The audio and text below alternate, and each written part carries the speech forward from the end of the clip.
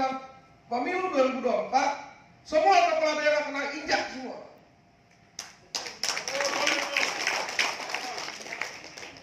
Tegas DPP KNPI, walaupun banyak yang telepon saya. DPP KNPI punya sikap tegas bahwa meminta seluruh KNPI se-Indonesia untuk mengawal seluruh kepala daerah. Kita lawan kriminalisasi hukum ini. Kriminalisasi hukum yang dilakukan oleh oknum-oknum yang mengatasnamakan penegak hukum. Bajingan semua itu.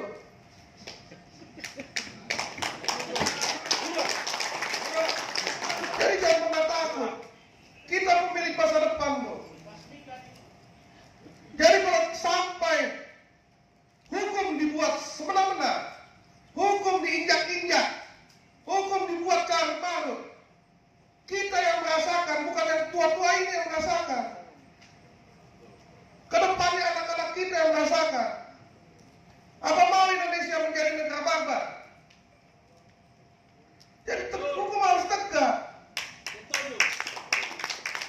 Bagaimana bisa Putri Candrawati merubah undang-undang? Ini kan gila ini. Undang-undang Istri Jenderal Bintang 2. Tiba-tiba rasa kemanusiaan muncul di dalam perlakuan hukum. Jadi teman-teman itu harus berani mengatakan sesuatu. Walaupun resikonya mau dipukulin kayak, mau diincar kayak, dibunuh kayak, nggak ada. Saya berkali-kali ini dibunuh sama oknum-oknum tertentu. Masih hidup, sampai detik ini masih hidup. Karena saya percaya Tuhan lindungi kita. Makanya saya bilang Benjamin Guri sebagai ketua DPD, kalau itu Lukas, gubernur, sampai proses hukumnya benar-benar, proses hukum yang benar, bukan asal-asalan, karena tidak suka, karena misalnya ingin dukungan atau apapun, akhirnya semua ditersangka. Ini kan mau pemilu 2024. Bagaimana ada orang yang berprestasi, WTP, terusnya masalah PON.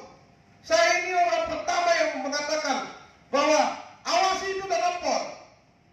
Silakan cek di media, bahkan banyak yang nyindir saya, oh ketua umum DPP KNPI ini rese sama anak-anak Papua. Saya katakan sebelum PON itu terjadi, awas itu dalam PON. Ternyata kan ada, katanya kerjasama pemerintah dengan kejaksaan, pemerintah dengan yang lain. Nah saat udah clear, PON berjalan, apalagi yang mau dibalik? Kalau memang ada perampokan dalam PON di situ, harus dikatakan pada saat itu. Kenapa harus berlangsung lama di laut? Jadi nggak ada cerita. Saya cuma katakan kepada Benjamin Guri, jangan sampai pemuda Papua, masyarakat Papua dipecah belah. Jadi ada satu, apa yang teman-teman cari hari ini? Saat teman-teman diperlakukan semena-mena, teman-teman diam. Besok teman-teman yang diperlakukan semena-mena. Saya yakin itu. Satu kali kebenaran itu kalah, satu kali suara kebenaran itu dibuka, maka selamanya akan terbuka dan kalah.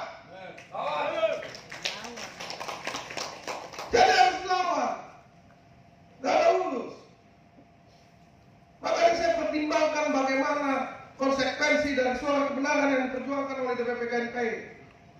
Jangan kawan-kawan pikir bahwa DPP KNPI saya sebagai ketua umum datang ke Papua tidak banyak halangan. Saya cuma ingin menyatukan persepsi dengan kawan-kawan pemuda. Bicara hukum, maka hukum harus tegak dengan benar. Hukum ada aturan. Jadi tidak bisa mau semau-maunya. Saat saya tidak suka dengan Benjamin Guri, saat tidak ada ADRT yang dilanggar oleh Benjamin Guri, tidak bisa saya pecat Benjamin Guri. Jadi sudah banyak operasi-operasi yang dilakukan untuk bagaimana Lukas NMB ditinggalkan oleh masyarakatnya. Tapi hari ini DPP KNPI berjanji kita bersama Lukas NMB sampai proses hukum benar berjalannya. Jadi itu yang harus teman-teman ini. Bahwa saya tidak pernah takut bicara ini. Saya cuma katakan kepada KPK, kalau mau jadi alat kekuasaan, katakan dia sebagai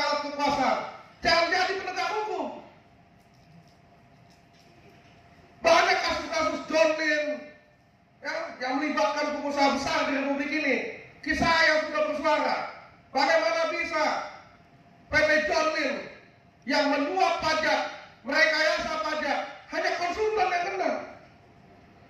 Tapi pemilik tidak tahu. Pajak puluhan miliar. Ini kan bajingan ini. Ada lagi kasus-kasus yang lain di KPK yang mandek. Mana?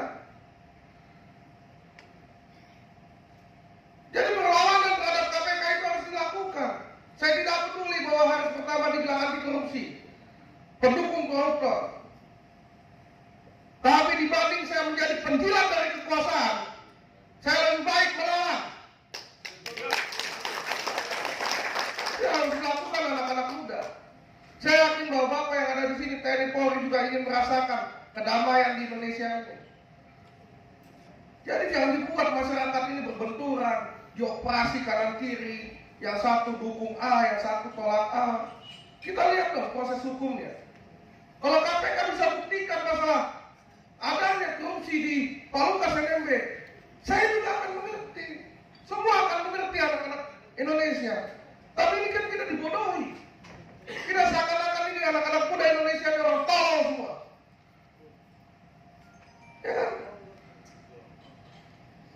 Coba bayangkan.